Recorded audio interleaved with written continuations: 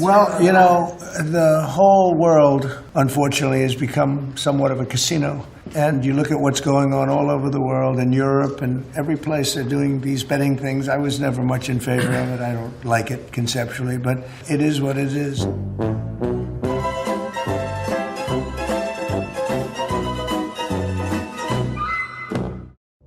Polymarket is the world's largest prediction market. It's basically a barely legal gambling site, and billions of dollars flow through it to decide the truth on all sorts of random things. Except on Polymarket, the truth doesn't always work the way you might think. You see, the truth is whatever a tiny handful of anonymous crypto wallets vote it to be.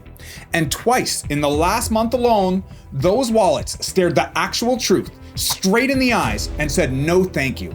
They turned around and voted for the opposite of what really happened and made sure that they got paid out. The facts could go to hell as far as they were concerned. And guess who one of the principal investors is here? Sitting right on the advisory board, tens of millions of dollars of his own money wrapped up in Polymarket. Yup, it's exactly who you'd expect from an operation like this one. Donald Trump Jr., the cream of the crop, the absolute best America has to offer. You would expect nothing less from a classy operation like this one. So here's where we're going. First, I'll walk you through what Polymarket actually is, how it works, and how it's sneaking around regulation to sell gambling to kids as a quote-unquote side hustle. All of this while possibly enabling insider trading and getting a hand from corrupt government officials bending the rules just to keep this thing alive. Then I'm gonna show you exactly what happened in two cases where Polymarket whales straight up rigged the outcome of bets. The first was on whether MicroStrategy would sell Bitcoin in a certain period, and the other was a bet on whether or not a permanent peace deal would be signed between the USA and Iran by a certain date. Now, to top it all off, at the end of this video, I'm taking a deep dive on Donald Trump Jr. himself, because once you see who this guy really is, you will not be surprised that Polymarket turned out to be a totally rigged sham. This will just look like another Tuesday at the Trump house. Now, everything I just said about how it's rigged, that's backed by what's actually on the blockchain. I'm gonna show you the proof, but the conclusions I draw at the end of this video, that's all me. And I say this because I really do tear into Trump Jr. later in the video, and I wanna make sure I draw the line between the facts and my own personal opinion. Now, you guys aren't gonna wanna miss this one, so let's get right into it.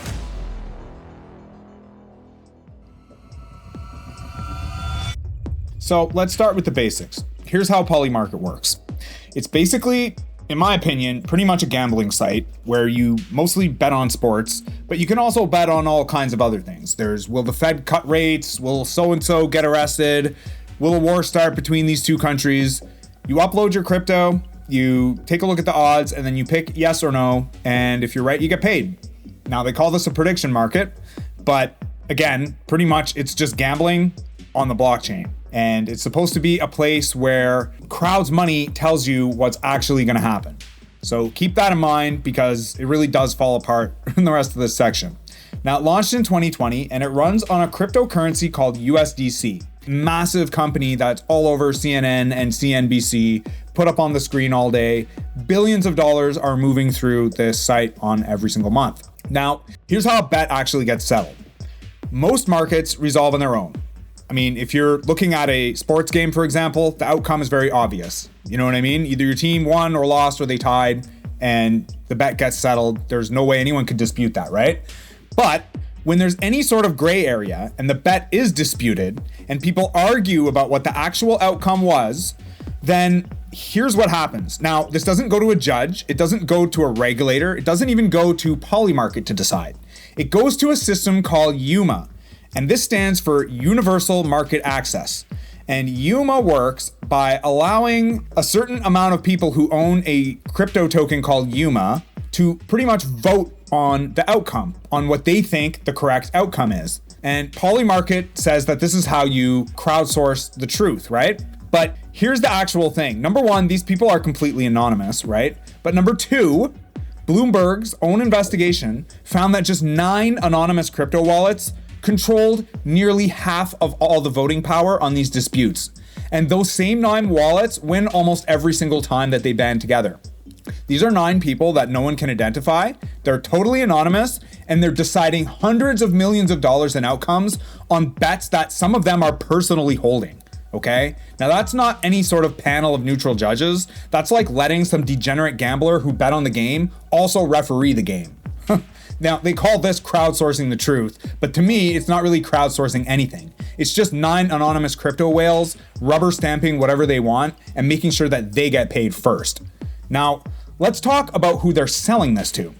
Polymarket and Kalshi advertise themselves as some sort of money hack or a side hustle, and they run ads with influencers like Logan Paul doing extreme stunts to try and push this app to people who are barely old enough to drink. You rolling? Yes, sir. All right.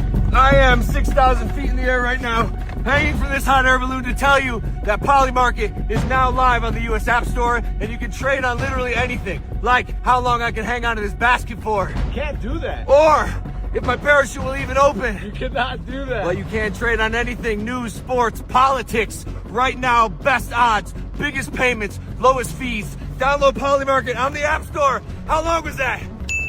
Did you get the shot? Yeah. Woo! Roughly a third of Gen Z gamblers already show signs of addiction, and 1 in 5 people aged 18 to 24 qualify as problem gamblers. Now, Polymarket is not classified as a casino. It's classified as a financial exchange. And that is what allows them to get around all the different restrictions related to gambling, related to addiction safeguards, every consumer protection a real sportsbook is legally required to have. None of these apply to Polymarket. And teenagers and college kids are getting funneled straight into something with none of the guardrails that would usually be there to protect them. And I think this is despicable, okay? And it's working exactly the way that the founders have intended. Now, here's the part where it gets even more sick, because there's real speculation, backed by actual suspicious trading platforms, that people connected to the Trump administration have had access to information before it goes public. And some of them have been using that information to print money on Polymarket. Right before the US struck Iran in February, 6 brand new accounts showed up on Polymarket. They were funded within 24 hours of the US attack. They loaded up on yes, that the US will attack. None of these accounts had any betting history before. Hours later, the bombs dropped on Iran, and those accounts walked away with millions of dollars. No one has ever explained how these people knew. No one's been charged. The accounts went dark, and they never traded again after that. But it gets even worse, because the agency that's supposed to police all of this stuff, the CFTC, they dropped multiple open investigations into Polymarket right around the time that Donald Trump took office. And just by complete coincidence, guys, sitting on the advisory board and a huge investor is Donald Trump Jr. himself. His father's administration controls the regulator. His father's administration killed the investigations. And Donald Trump Jr. sits on the board getting richer every single time the platform valuation goes up. But don't worry, it's just a huge coincidence, guys. There is no corruption going on here, okay? So that's the machine. Whales bet on the same market they get to decide, and they win almost every single time because of it. Teenagers get marketed a casino disguised as a side hustle. Insiders may already be front-running wars and other unsavory information for profit. And the family protecting all of it from regulation has a direct financial stake in the outcome. Now, let's get into the 2 times that Yuma outright rigged 2 situations and got caught doing so red-handed, and they didn't care.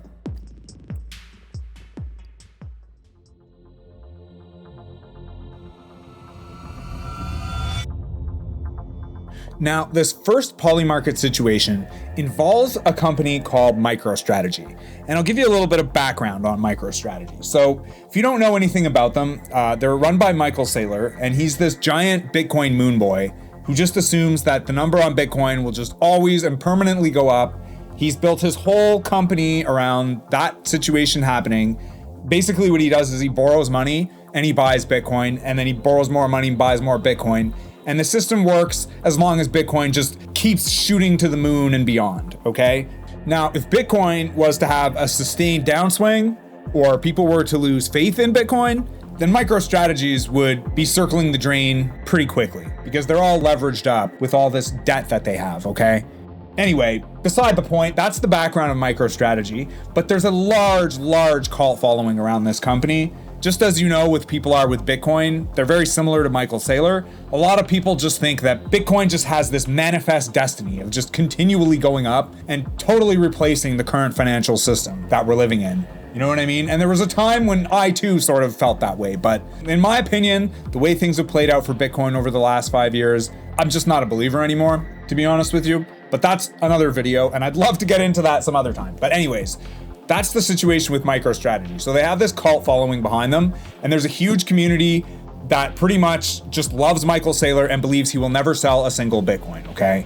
Which is what led me to seeing this bet on Polymarket, where there was this huge controversy around whether or not MicroStrategy had in fact sold Bitcoin during a current period. So let me fill you in on exactly what happened, all right? Here's the setup. There was a market on Polymarket that was asking one simple question. Will MicroStrategy sell any Bitcoin by May 31st, 2026? The total volume on this specific contract was reported at upwards of $85 million. This was a massive bet, and a lot of whales had money riding on MicroStrategy not selling any Bitcoin during that period. But here's what actually happened in real life. MicroStrategy did indeed sell 32 Bitcoin between May 26th and May 31st. That's their first Bitcoin sale since 2022 after years and years of Michael Saylor swearing that his company will never sell. The sale brought in about $2.5 million and it was priced around $77,000 per coin. The company filed the legally required paperwork with the SEC on June 1st. That filing explicitly states that the sale happened as of May 31st, 2026 at 4 p.m. Eastern Time, which was clearly inside the window. Nobody disputes that the sale itself happened before the deadline. Not even Polymarket disputes that. So once that filing went public on June 1st, the market shot up to 81% yes. People who'd bet MicroStrategy would sell saw the paperwork with their own eyes and figured that they'd obviously won. Now here's where it gets so dirty. Yuma, the voting system I explained earlier, needed a reason to flip this to no because the whales who control Yuma's votes had all their money riding on MicroStrategy's not selling because of course they're Bitcoin whale moon boys, okay? So Yuma itself wrote a new rule on the spot. A clarification appeared on the page dated June 1st, clearly after the fact, after the SEC filing was also already public, and after the market had already jumped to 81% yes, okay? Now this new rule said confirmation of the sale had to arrive inside the original deadline, and confirmation that showed up after the deadline, even if it proved that the sale happened within the deadline, does not qualify, okay? The price immediately collapsed. Yuma voted it down to no. 98.6% of the voting power said no sale had happened, despite the company's own legal filing proving that it did. Now, I want you to remember that exact rule. Confirmation has to land inside the deadline or it doesn't count, no matter what actually happened. This is total BS, but hold on to that, because in the very next section that we're covering, they are going to do a complete 180 and throw that exact same rule out into the garbage can. Now, to be clear here, Polymarket itself didn't write that rule or cast that vote. Yuma did. Polymarket's actual failure was standing by and refusing to step in while a vote that was obviously rigged got pushed through as official.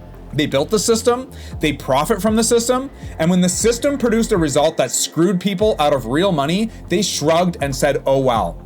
Now, a trader who goes by Willow2 documented the entire thing in a thread that hit 1.5 million views titled, I was just scammed for $500K by Polymarket. He laid out the timeline screenshot by screenshot, the original rules, the SEC filing, the market sitting at 81% yes, then the new clarification appearing out of nowhere to kill everything. The Reddit community piled on with the same story under the title, I got scammed by Polymarket for $500K. People sharing screenshots of their own position getting wiped out by a rule that didn't exist when they placed a bet on it. Now I'm gonna paste the links to both of these threads so you guys can take a look at it yourself because it confirms absolutely everything that I'm saying, and it's honestly pretty shocking to look at. Now, one trader on social media summed it up better than I ever could.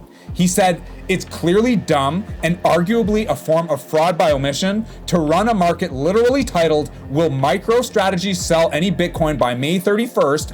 and then resolve it to no, even though everyone agrees that they did." So anyway, that's MicroStrategy, okay? Yuma's biggest voters had money on no. Yuma needed a way to make no win. So partway through the game, and pretty much after the fact, they added a brand new rule that just so happened to flip the result back in their favor. And this isn't even the first time they've run that playbook. Back in March 2025, a $7 million market asked whether Ukraine would agree to a minerals deal with Trump. A single whale loaded up enough voting tokens to flip the result to yes, even though Ukraine had obviously not agreed to anything. Polymarket called the results unprecedented, meaning that a result this disconnected from reality had never happened before on their platform, and yet they refused every single refund request.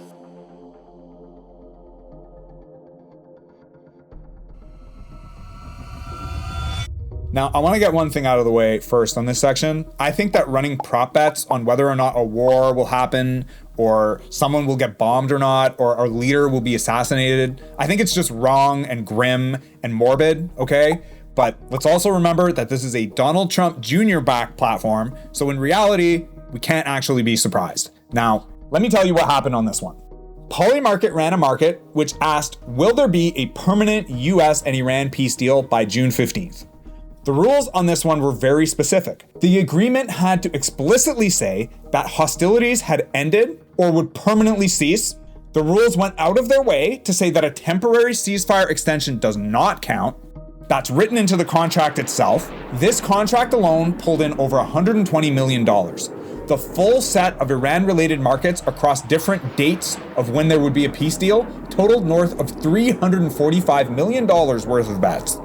Now, here's what actually existed by June 15th. A 14-point Memorandum of Understanding. That's a framework document, not a signed treaty. And not only that, but this MOU had not been signed as of January 15th, okay? Now, what this document does is it lays out a 60-day ceasefire extension, reopening the Strait of Hormuz. It allowed some sanction relief for Iran, and it had a plan to follow up for nuclear talks, which is obviously the biggest issue between Iran and the United States. The formal signing of the actual treaty wasn't scheduled until June 19th in Switzerland, 4 full days after the June 15th deadline had already passed. And absolutely no formal confirmation existed on June 15th. In no way, shape, or form was a permanent peace deal signed or confirmed by the deadline that this market required. And in my personal opinion, the MOU itself does not constitute a permanent peace deal either. Now, Trump posted on June 14th that the deal is now complete. Then at the G7, after the deadline had already passed, he said this instead. It's a memorandum of understanding. If I don't like it, we'll go back to shooting at them and dropping bombs on their head. Is the agreement now final, or are you still... No, it's not final. It's a memorandum of understanding. And if I don't like it, we'll go back to shooting at them, dropping bombs on their head. That is the president himself on camera describing this as a temporary framework that he could personally blow up whenever he wanted to. That's not permanent. That's the opposite of permanent, and the president said it in his own words. And yet, 99% of Yuma's voting power backed yes. Yes, this is a permanent peace deal. Everything's good. We can all go home now. Now, let's compare the two situations for a second. In the MicroStrategy case, the sale clearly happened inside the deadline, but the whales had money on MicroStrategy not selling. So they invented a rule on the spot to flip the result in their favor, and they said that the confirmation had to clearly come within the deadline, okay? Fair enough, it's totally rigged, but let's at least expect them to be consistent with that rule after this, right? No, wrong. In the Iran case, the deal clearly wasn't signed within the time frame. The president himself called it temporary, and the contract's own rules say a temporary ceasefire extension does not count. But the result came back yes anyways, and it doesn't take a genius to figure out which side Yuma had money riding on. Now, there's no actual rule book here. There never was.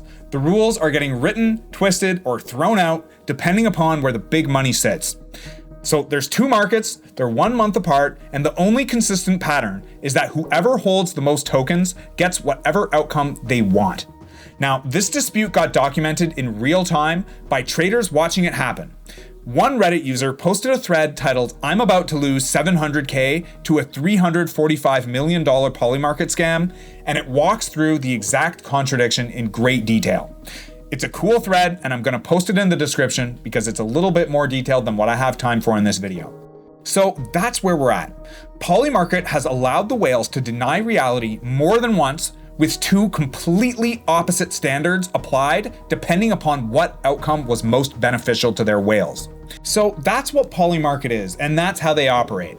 And that brings us all the way back to the question of who's involved. And sitting right there on the board with his tens of millions of dollars invested is a real class act, a true American hero, and that is Donald Trump Jr. Now let's get into who this guy really is.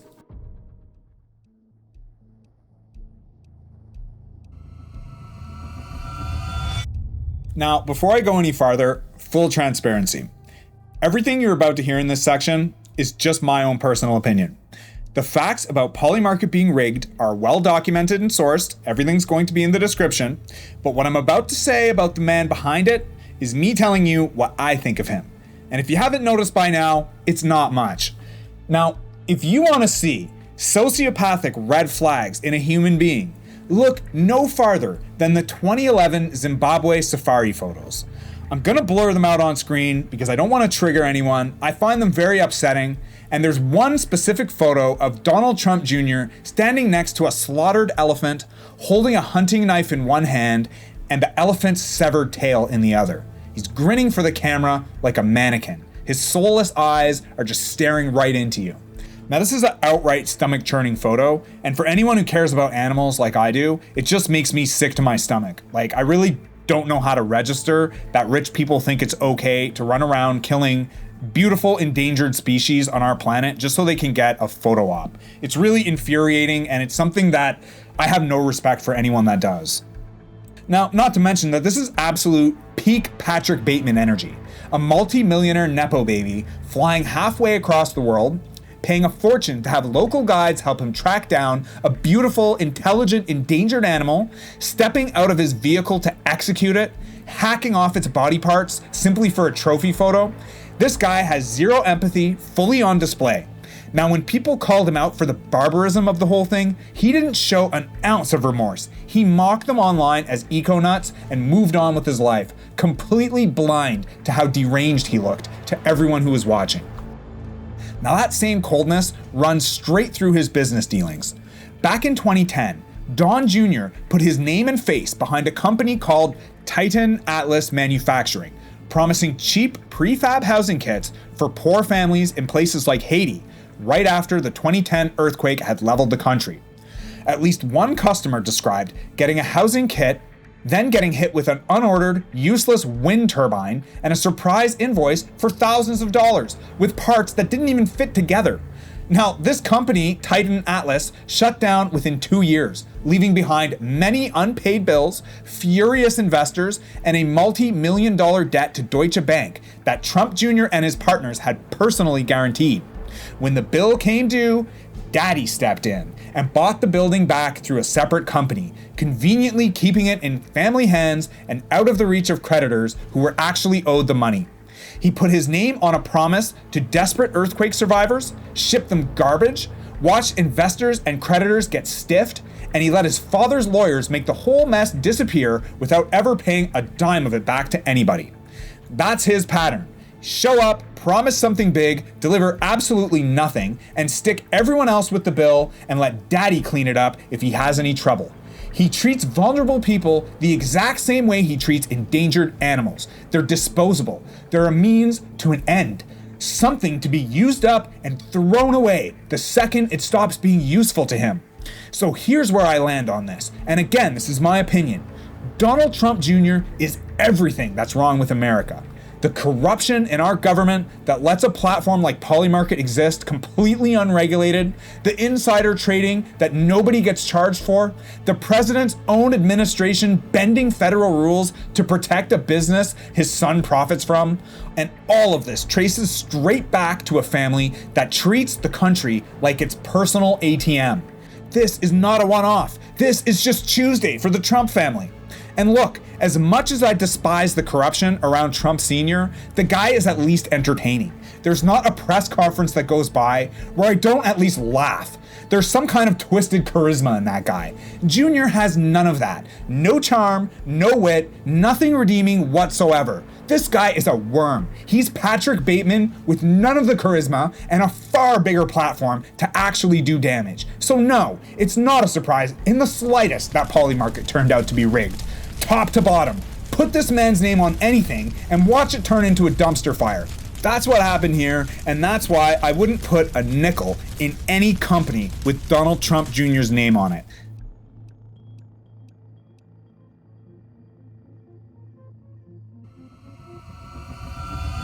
Guys, I think we're living through the most corrupt stretch of time that America has ever seen. Look who the world's richest man is right now. The world's first trillionaire, Elon Musk. A man who's been wrong about his own predictions something like 90% plus of the time, and somehow he's still treated like a genius. That right there tells you everything you need to know about the era that we're currently living in. Now, I find Donald Trump Jr. far worse than Elon Musk. You know, Elon might be a liar, but he's never actually scammed anyone outright, and his companies do actually do something, even though they're hyped way beyond their actual value, okay? But Trump Jr. has none of that. He is just a sociopathic nepo baby, propped up by nothing but his last name, and Polymarket is only the latest place that he's invested his money. And let's call Polymarket what it actually is, a gambling company. There's no argument otherwise. There's real money, there's real bets, real sports bets included. That's gambling under any honest definition. The only reason it isn't regulated like one is the financial exchange label that these guys are hiding behind. Regulation exists specifically to stop this kind of rigging that you just watched happen twice in 1 month. The rule getting rewritten after the fact, the same people betting on the market also deciding who wins it. Real regulators would have shut this down a long time ago. Instead, the president's own son sits on the board collecting checks while his father's administration runs interference for him, dropping investigations and suing states that try to ban the platform, clearing every obstacle out of his own son's path. The platform is also out here marketing itself directly to teenagers and college kids, calling it a side hustle and slapping influencer ads on it to try and make gambling look like a fun life hack instead of what it actually is. Almost 3/4 of everyone who trades on Polymarket walks away with a net loss. A tiny sliver of accounts, less than 1%, vacuum up the overwhelming majority of the profits. They are feeding kids into a machine that is mathematically designed to take their money, and they're telling them it's an opportunity. This is peak pissing on someone and telling them it's rain, okay? And this is how Trump Jr. operates, okay, inside of peak clown world. Prey on the vulnerable, cheat the rules whenever it's convenient, and when things get too far out of line, then daddy swoops in with a huge stack of cash and a huge team of lawyers, and he always seems to make the problem disappear. None of this should surprise anybody. This is just how the Trump family seems to operate. Now, I want to know what you guys think about Donald Trump Jr. I want to have a real conversation with you about this guy. Drop a comment below and tell me what you think of him. Tell me a Donald Trump Jr. story if you've got one.